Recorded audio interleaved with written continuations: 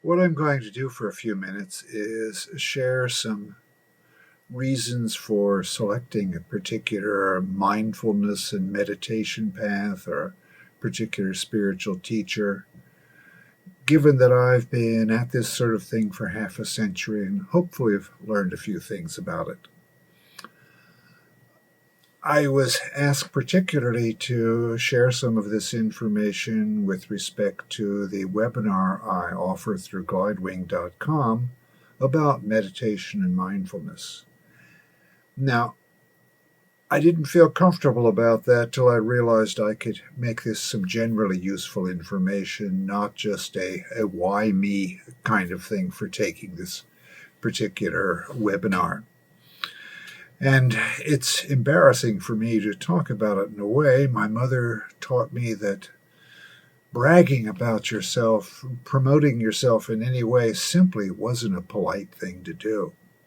So what I'm doing now, my mother wouldn't approve of, but I'll have to tell her spirit, if it's still around, to pick up on things, that there is a problem, that if you've got some good information to share with people but they don't know it exists, the good information doesn't do anything. So I'm sharing some information I know about getting involved with some system or some particular teacher to learn some form of meditation or mindfulness. These are general points about this, and after I make my points that apply to almost everything, I'll say a few more things about what I'm going to be offering and who I am, because one of the points is that you should have some feeling for who the people teaching this kind of stuff is. And you could certainly begin by asking, why would anybody want to learn mindfulness or meditation from me? I mean, there are swamis and lamas and yogis and rabbis and priests, Sufis and ministers and psychotherapists and a million people offering instruction on meditation, not so many on mindfulness per se. Why me? And at first glance, you'd think the swamis and lamas and so forth, they're completely trained in exotic things like meditation, so they must be real. And I'm just a Ph.D. from a Western university. What would I know? And you know those people are real also because they wear special costumes, and you know that tells you they've got something to teach you. Reminds me that when I was asked to give a talk on science and religion and spirituality at the Second World Congress on Science and Religions held in Chicago back in the 80s.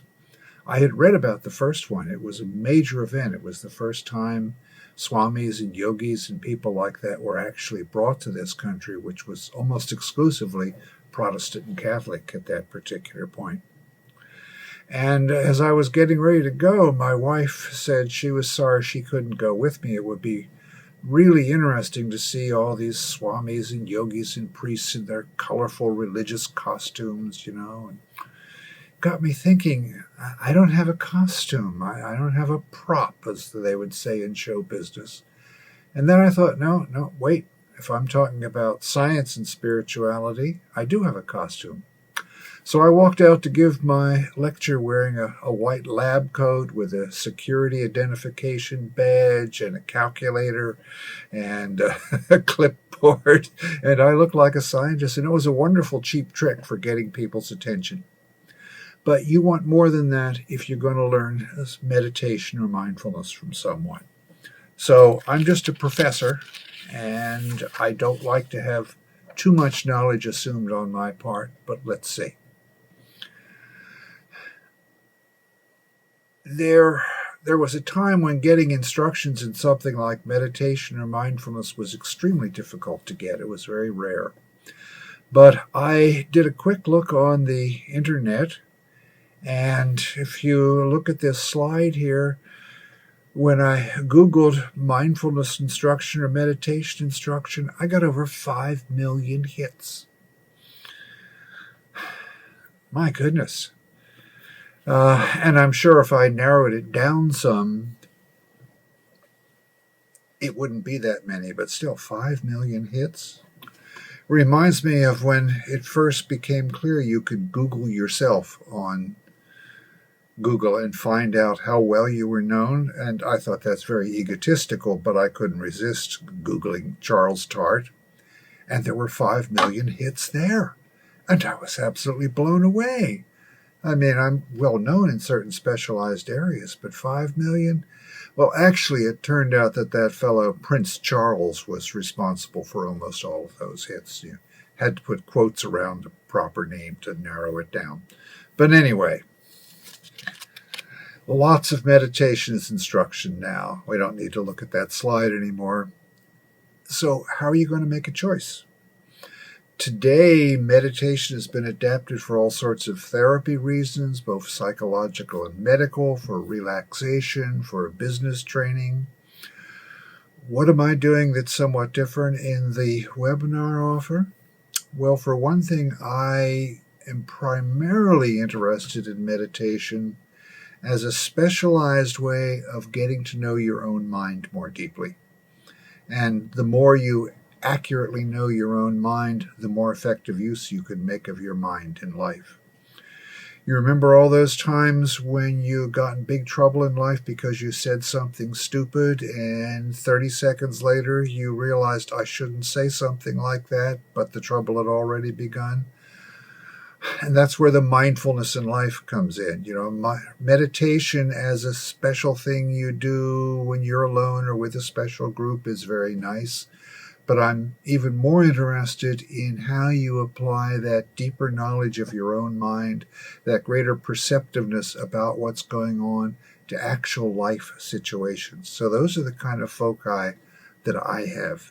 Meditation as sensitizing, concentrating, special training, but applying this kind of training to become more sensitive to what's going on in life. So I'm going to give a number of good reasons for picking a particular system or person as a meditation teacher and a number of poor reasons. That next slide shows half a dozen or so reasons of both sort. I'll just mention them briefly. Good ones are that the people or system teaching it is successful in other ways, not just in that particular thing, that it's not too much in conflict with science, that it makes sense in terms of other things and whatnot. I'll come back to the particular reasons there in more detail as we go along. But picking is very important. Years ago, when I first become much more successful at meditation myself, I was talking to a friend who I regard as one of the geniuses in adapting exotic meditation techniques to work in the modern world now, Shinzen Young. And I casually asked him, how successful are you in teaching meditation? How well does it actually work for people? And he shocked me, because I knew he was very good at this. He managed to teach me in spite of my ignorance and difficulties and whatnot. But he said, well, if he taught a class or gave a retreat or something like that on meditation, just about everyone would say, yes, I'm learning something important, I'm more relaxed, I'm more insightful, I'm going to make this a regular part of my life. So far, so good. But if he came back to those same people a year later and 5% of them were still actually meditating, he was doing well. I couldn't believe that. A 95% dropout rate? If I was starting a university or college of any sort and I had a 95% dropout rate after 1 year, I was sure you're going to get 5 or 10% of people dropping out because they weren't really ready for it, or as they learned more about it, they discovered that wasn't what really interested them. But 95%, I'd think maybe we don't know how to teach whatever we're teaching. We don't know how to reach people. So there's a lot more meditation teaching going on now, but I still think it's very difficult to teach it in a way that really works for people, especially if you're going after the deeper knowledge of your own mind and mindfulness and life goals. I also feel that way because of my own experience with learning meditation. I had received over many years instructions from many well-known meditation teachers. I'd read some excellent books on it. I mean, I'm a professor. I learned from books and whatnot. And I eventually gave it up as I guess I didn't have whatever special talent it took. And maybe it was great instruction, but I just wasn't ready to hear those kind of things. Maybe I had some resistances of some sort that I didn't even know about, or maybe the teaching wasn't so good. Again, if I started a college and had a 95% dropout rate, I'd say, what are my teachers doing? How are we not working with people? Now, I asked Shinzen about that. I said, this is a terrible rate. What is it? And he said, no, it wasn't just him. He knew many Westerners who'd been trained in the East by famous meditation teachers, and they all had this roughly 5% retention rate when they taught meditation. And he said, even in the East, where meditation is more traditional and you have all these famous teachers who've inherited thousands of year-old traditions, you do have most people dropping out. Now, the Eastern teachers, they all believe in reincarnation and karma, and they figure if you come around and you don't stay when you've been taught something about meditation, you've got bad karma. You did the wrong things in past lives. Maybe you'll come around a few lifetimes down the road when you're actually ready for it. Well, I'm open to the idea of karma and reincarnation. It's not proven to me, but I know of some evidence it's possible. But it also occurs to me that saying it's the student's fault, they've got bad karma, is a way of not facing the question, am I a poor teacher? Is the way I present this stuff not really that effective?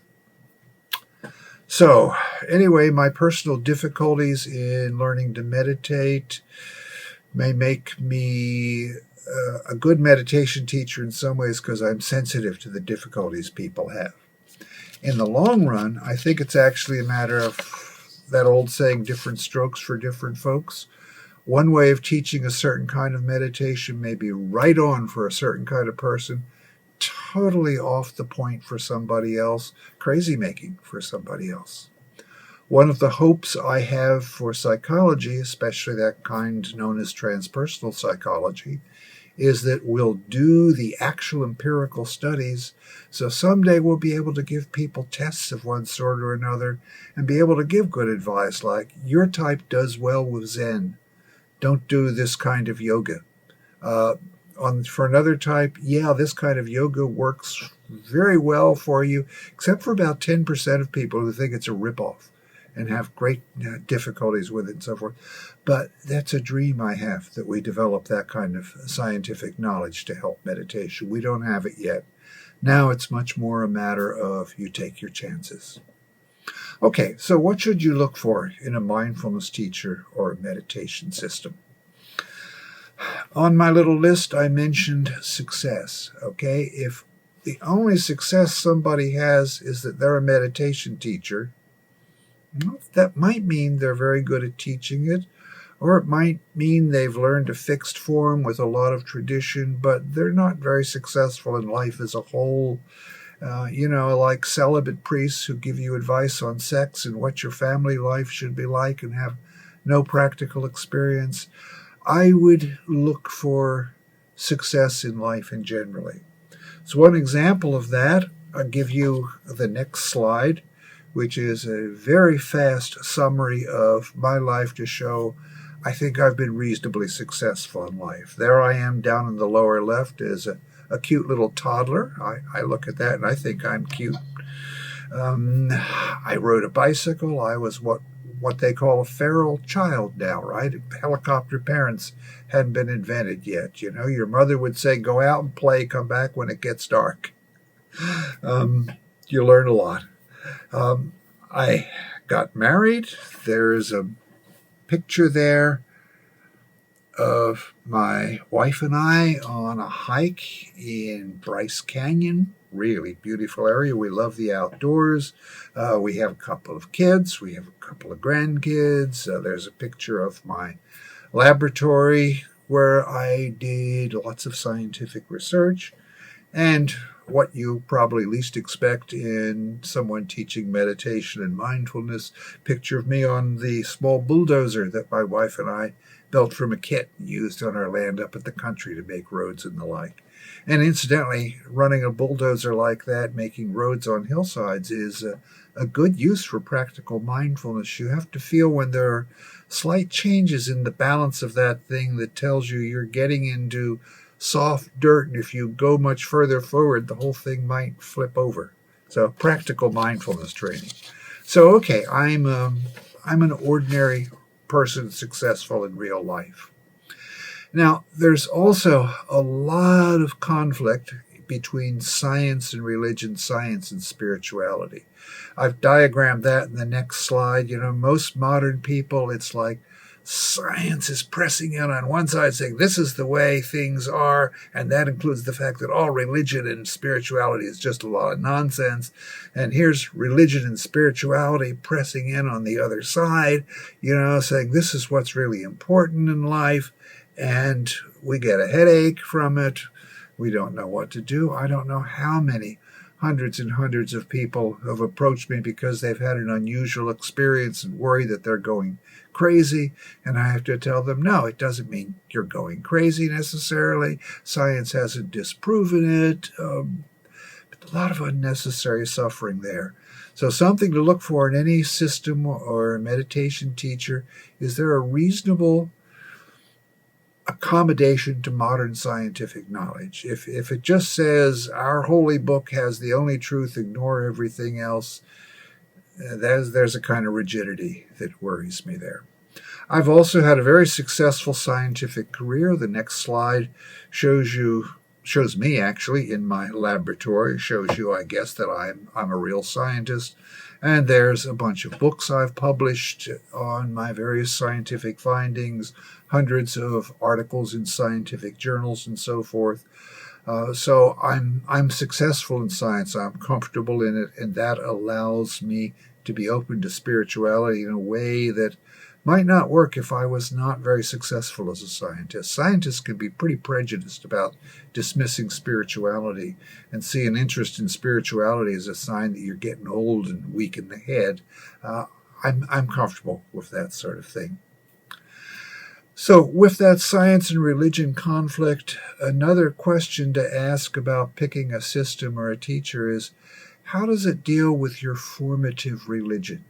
That is, if you had a religion in your childhood. The next slide shows the Lutheran church I was taken to as a child.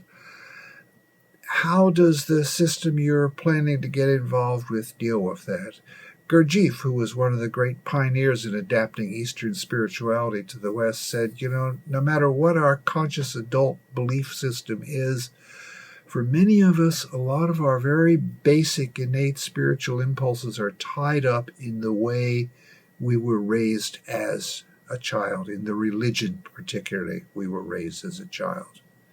Well, my grandmother took me to Sunday school and church as a child. Grandmothers are the source of unconditional love. I mean, what more can you ask for? So for much of my early life, it was good enough for her. It was good enough for me. I believed all that stuff. As a teenager, of course, I began to see the hypocrisy in adults and began asking questions, and things got more complicated, and there was that science and spirituality beginning to conflict there. But anyway, how does a potential system or teacher deal with your formative religion? Does it respect it in a way that you can use that energy positively in meditation and mindfulness or other spiritual growth, or does it call for some kind of suppression? We can have that slide off now. Another important thing in picking a spiritual teacher or assistant is, what kind of personal contact are you going to have with the teachers? Okay, one of my teachers is this fellow Shinzen Young, and I can call him up on the phone if I have a question about the meditation I'm doing. Another one is somebody like The famous Tibetan Lama Sogyal Rinpoche, or another famous Tibetan Lama Tsoknyi Rinpoche, they have thousands of students. They teach very useful things, but you're not going to get any personal contact with people who have huge organizations like that. It's very helpful if you get sort of technical feedback about, I tried to do this part of the meditation and I got this particular problem. And it's also very helpful if you simply get some general encouragement to know somebody cares that you make some progress in this. One other really important thing is, does the system or teacher push a whole belief system on you? They may say this technique simply allows you to see your own mind better and discover your innate nature better, but a lot of times that's within a framework of, then you should believe this and believe that, and this is the truth about this. I don't like people pushing belief systems on me. Of course, if it's a belief system you already have, you might not mind that, but be careful about that kind of thing. And finally, among these more positive sorts of things, is the meditation system or teacher teaching you stuff that's practical for modern busy lifestyles. If it's something that you could do 20 minutes a day most days of the week, most of us can fit that in. If it's something that you've got to find room for half a dozen 10-day retreats in the course of a year, that's not going to work so well with most of us. Now, practical's a quite relative term. The 3-week webinar that I'm offering through Glidewing, for instance, people can fit in 3 weeks of focusing on something. And yet, in some sense, it's really far too short to give a really adequate grounding in meditation and mindfulness techniques.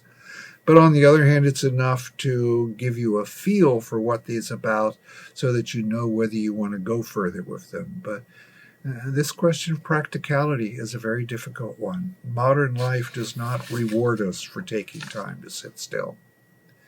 Now, there are what I think of as irrational reasons or questionable reasons for getting involved with a particular meditation system or teacher. And this is harder to talk about, because this involves your feelings, your moods, your neurotic qualities, which we all have to some extent, with unconscious sorts of processes. So, for instance, practically all, if you were raised in an orphanage, I guess it's different, but we practically all have had the experience of being raised by a mother and a father. And compared to our abilities as infants and kids, they were a god and a goddess. They could do these incredible things. They had these powers. They knew stuff. We have a natural tendency to look for a magic mommy or daddy who's going to solve all our problems for us. Now, I'm very interested in Buddhism as a psychology, for instance. I'm not a religious Buddhist in that sense. And one reason is that Buddhism will say nobody can make you grow spiritually and do it for you. You've got to learn these skills yourself and change your life in appropriate ways and so forth. And yet you'll notice all the students crowding close to the teacher for blessings. There's really a practical belief there that special kinds of psychic blessings of some sort or of another are given. Now, I'm not opposed to that belief, although I wish people were clearer about it instead of pretending that it's not there. The next slide, for instance, shows you 5 books that I've written over the course of my career dealing with psychic abilities that we have. We do have psychic abilities. Sometimes somebody can do something which through telepathy or psychic healing or something like that will definitely have an effect on us. So some meditation teachers may actually be able to give some sort of psychic help, and that's wonderful. A lot of them will have the belief that they give psychic help projected onto them, which can inflate the teacher's ego, so you get into tricky sort of things there. I much prefer to introduce meditation and mindfulness as practical skill that you can learn, to control your attention in ways that are going to make you more sensitive to what's happening around you in the world, to what's happening in your own mind, to what your deeper feelings are, and so forth. I haven't got any special psychic abilities. I can't do any magic. In fact, years ago, I ran a group teaching them mindfulness and life techniques, and although I tried to avoid letting it happen, people eventually began to project these kind of beliefs onto me. Sometimes they would ask me about something and I didn't know anything about it, and I'd say I don't know. And I'd see this look in some people's eyes of, isn't he humble? No, I'm not humble. I'm just saying I don't know anything about this particular thing. And if I would explain that, I'd see these looks again. Oh, he's really humble. No. I just don't know about a lot of things, and I don't have any psychic powers, okay? So in the way I teach meditation and mindfulness, I'm introducing you to some skills that you can learn. Maybe a little bit, maybe a lot. You can begin applying them, but I can't do it for you. That brings us to another thing to be cautious about in picking some particular system or teacher. A lot of times we say, I'm interested in spiritual growth, but really I have ordinary psychological problems. I'm too shy, I can't hold a job, I quarrel too much, I feel anxious about it. There's a lot of ordinary psychological problems, personal problems, which aren't going to be solved by learning something like meditation and mindfulness. You really need specialized sort of assistance for that, or to just grow out of them on your own and so forth. So be careful that you're looking for that sort of thing. Even just the social aspect. Sometimes we're lonely, and if you join the special yogi swami thingamabob kind of group, you'll get some apparent pals, and that's all right to some extent, but it can really screw up the emphasis on mindfulness and spiritual growth. I'd also be very careful of any kind of spiritual system or teacher that has a blanket rejection of your formative religion. I mentioned that earlier, but it's an important point. I think of it as sometimes as that little tot, that cute little kid that I showed you in that one slide. That child part of me is still alive in some sense, in a psychological sense, and I want to be nice to that part. Yeah, I'm an adult, okay, but as a colleague once nicely expressed it, the religions tell us to become children of God, which is good in a way, reminding us about being open, but we need to become adults of God too, but still respect that child within us. I'd also be careful of getting involved in some system because you get external props. You get to wear special ceremonial hats or fancy robes or something like that. I only wear a white lab coat, for instance, and stand in front of my laboratory equipment when I'm trying to impress the media with some scientific stuff that they may be skeptical about, so I'll use that as a prop. And finally, be careful about getting overly involved with any meditation system or teacher because you have some spiritual or religious beliefs, but they've gotten kind of shaky. You're not so sure about them, and you don't want to face that. That's too upsetting. So I'll just learn to meditate an hour a day and suppress all that stuff. That's not a good way to deal with those kind of doubts. And, of course, as you see at the bottom of the diagram, or maybe my slides have gotten messed up here. Now, cross that section out. Okay. All right, so as you see at the bottom of the diagram there, what does your heart say? I can't really talk that well about the deeper kinds of feeling levels, but one of the advantages of learning mindfulness meditation and mindfulness in life and so forth is you may be able to get clearer about what your heart says. A lot of times when we're confused by an emotion, it's actually 2 or 3 emotions running simultaneously or partially hidden, And it's very difficult to straighten anything out when they're mixed up like that. So meditation can help there. Okay, just a little bit more of background about myself to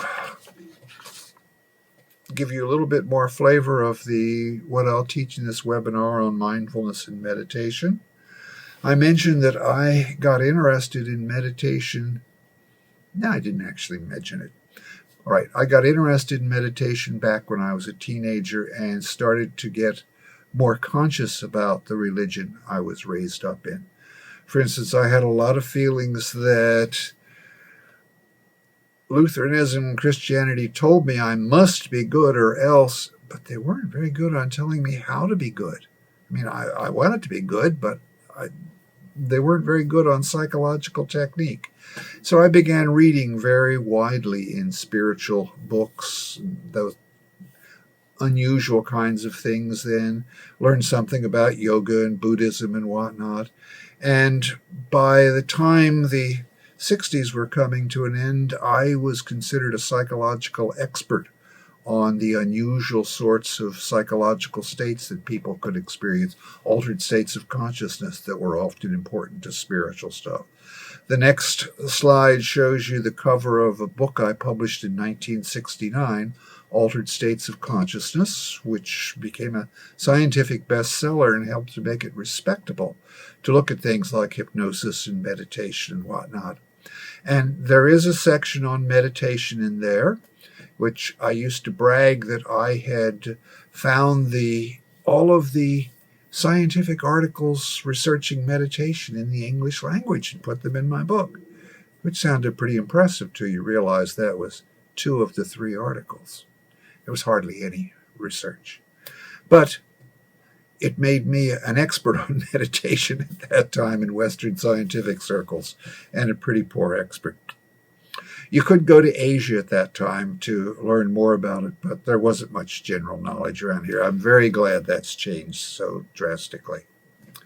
So I tried learning from books about how to meditate. As I say, I got instructions from several very well-known meditation teachers. I just didn't have any luck at it. When I look back in retrospects, I think that practically all the meditation instruction began with something like, first quiet your mind and then, and I could never get to the and then part. Quiet your mind? I thought that was an excellent idea, quiet your mind. And if I could go for 2 seconds without having some thoughts carrying me away, that was a highly successful day. Well, eventually I was exposed to Shinzen Young and realized I didn't have to quiet my mind. There were other ways into meditation. I also made a major discovery of the teachings of a man named Gurdjieff.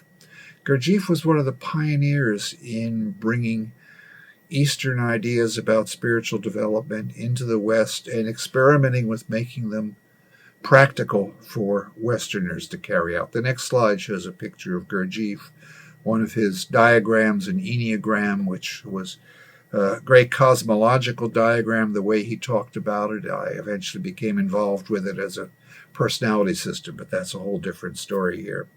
But anyway, Gurdjieff made it very clear that what was really important was mindfulness in life. You know, if your mind went wild while you were sitting on a little black cushion doing something you called meditation, generally had very little consequences in life. But if your mind went wild and crazy and all mechanical and habitual and dull in everyday life, you signed checks and contracts and said things you later regretted. So Gurdjieff focused on bringing mindfulness into everyday life, and I found I could do that.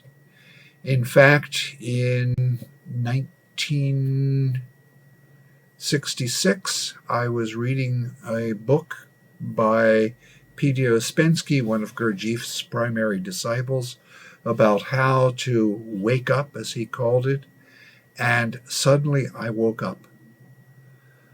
Now, I can't really describe what that meant. But it was like all of a sudden I was really present and alive to what was happening at the moment. And it was quite clear that by comparison, my ordinary life, I was a robot. I was a machine, as Gurdjieff put it. There was no vividness. There was no real life. And after about 2 seconds, I fell back asleep into my habitual patterns and only thought about it instead of doing it. Nowadays, I would say, relatively speaking, compared to the incredibly tied up, habituated, automatized state of my consciousness, I woke up temporarily, but it showed me that something like meditation and mindfulness procedures could really do something valuable, even for somebody like me who knew by that time that I wasn't any good at meditation. So I've since written 3 different books on mindfulness in life and meditation. The next slide shows them.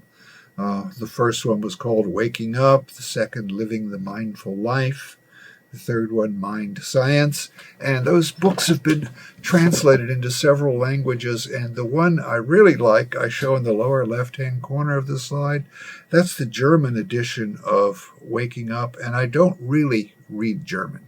I had some of it in college, but not very good at it. But I loved the title, Hellwach und bewusst leben. That sounds like a vivid life to me. And yes, by practicing mindfulness, your life can simply become more vivid and rich, not because you do exotic things or you have to have special circumstances or the like, but because you're mentally more present to what actually goes on. If I remember to bring some more mindfulness to life, for instance, and I take a walk around the block, which I've done hundreds of times by now, there's all sorts of interesting features on the houses that I've never noticed before. How interesting. Okay, mindfulness in life. Another very important aspect of mindfulness in life, which influences how I teach, was discovering a Japanese martial art called Aikido that I just stumbled into through a scientific interest in meditation and things like that. The next slide shows a picture of Morihei Oyashiba, Japanese man who invented the art of Aikido. He was a very interesting man. He grew up watching the landlord's toughs beat up his father when he objected to the rent increases. And so he knew that life was tough, people were nasty and forceful, you had to be able to defend yourself. So he studied many Japanese martial arts. He also had some profound mystical experiences in which he understood at the core of his being that love and harmony were the most important and real things in the universe. And we would ordinarily think, wow, what a conflict. How's he going to deal with those two sides of his life? But he invented Aikido, which is a martial art that's effective at defending yourself, often so effective that you never have to use it, which is the best possible use of it. And it's based on remaining mindful and harmonious. Okay, the other picture on that same slide is a picture of my wife throwing me down on the mat after I've attacked her. We practiced Aikido with several different teachers for many years. It was fun, and it was effective self-defense. But what it really brought home to me was the importance of mindfulness in life. Because one of the things I've discovered over and over and over and over and over again, and which you'll discover too if you take any of this training, is that it's easy to have fantasies about being mindful.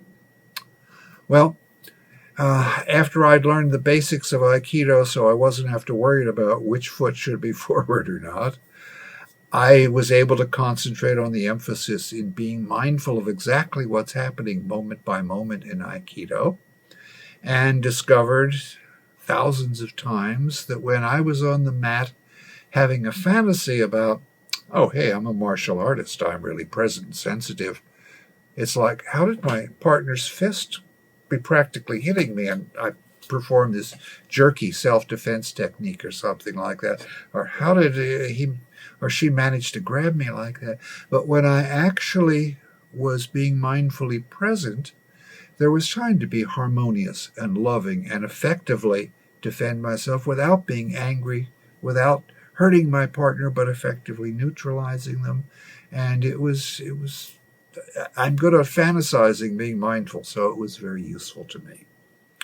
Anyway, one other major influence that strongly influences the way I teach meditation and mindfulness was meeting this man, Shinzen Young. Shinzen grew up in Los Angeles, was in graduate school studying Oriental religions and philosophies, getting ready to write his dissertation about meditation. He got the funny idea that instead of reading learned books and articles about Oriental religions, he might actually go to Japan and learn meditation in a monastery where they taught meditation. He did that for many years, different kinds of religions, different kinds of meditation practices, came back, began teaching it here. I ran into him at a scientific conference. I heard him talk about it. I'd given up meditation for myself by then, but I listened to him, and some part of me said, this guy actually knows from experience what he's talking about. It's not just a fine set of words about spirituality and meditation and all that. He knows at a much deeper level. And I began going to his early morning meditation class, which was a major sacrifice for me at the time. I was not in the habit of getting up at 5:30 in the morning. And sure enough, the way he taught it, I could learn it. That has really influenced the particular way I teach mindfulness. He is a great pioneer for learning how to adapt meditation methods so that they work for Westerners. Okay, I've gone on too long here. I'll just show you one or two more slides. The next one is what I might call a lineage collage or something like that. It just shows a few of the major people who've influenced me in my spiritual and psychological development. Those are all psychologists in the upper left-hand corner who have shown me the value of science, the importance of understanding psychology from a Western perspective as well as from an Eastern perspective. The middle line of chart is spiritual teachers, up to people like Tarthang Tulku, Alama Sogyal Rinpoche, Sokni Rinpoche, and the bottom shows kind of me from a little kid up to an adult going on to who knows what. That have all been influences on me. They're influences. I'm not a Buddhist or a particular any kind of ist. I'm open to all sorts of spirituality. I try to put things together in a way that may be helpful to people. That doesn't give me any special powers or ultimate knowledge of things, but it turns out to be helpful. Okay, so we'll end by just leaving on for a few minutes the slide of good reasons and tricky reasons as to why you should pick any particular path, ending with, and my heart says, because that's very important. And maybe I'll see some of you in my webinar. That doesn't matter so much as long as if you're seriously interested in spiritual growth or meditation, you go on some path that has heart for you. Thank you.